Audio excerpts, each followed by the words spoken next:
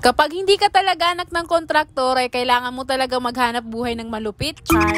Praise God, marami ang labahan namin ngayon. Kung ang kahapon ay 2 lang ang may-ari ng mga labahan na yon, pero ngayon ay 6 na ata. Ngayon naman ay sisegregate ko pa itong mga labahan na nakasako. Kada sako kasi ay halo-halo, kaya kailangan ko muna i-check. Actually, 4 na sako lahat to, tapos isa lang ang may-ari. Since malapit lang naman ang bahay nila, kaya free pick up and free delivery na rin ito. Pagkatapos ko naman ay segregate lahat, ang total ng 4 na sako ay 8 loads. At in-update ko naman si client na ganun karami ang labahan nila. At nagtanong na rin ako kung mag-a-add-on sila ng detergent, Zonrox or Fabcon. Tapos proceed na ako sa paglaban ng mga labahan nila. Nagkabiriya nga ako dito kasi yung pinaayos naming washing machine ay nasira ulit. Lumuwag kasi ang belt ng washing na yun. Mahigit 1,000 pa naman ang nagastos namin sa pagpaayos nun. Sayang sa pera pero learn from your mistake, ganun. Kaya kumuha ulit kami ng single tab na washing machine. Same pa rin ang kinuha namin na Fuji Denso at 13 kg. Nagustuhan ko talaga ang Fuji Denso kasi malaki at malakas ang ikot ng washing. Kaya mas malinis sa damit. At buti na lang din ay may malaking washing machine na available dito sa Tacloban. Ang kagandahan pa dito ay kung ganun kalaki ang washer na to ay ganun naman ka-affordable ang presyo nito. Sa 13 kg na capacity nitong washing machine ay makukuha mo lang siya sa halagang 7,000 plus.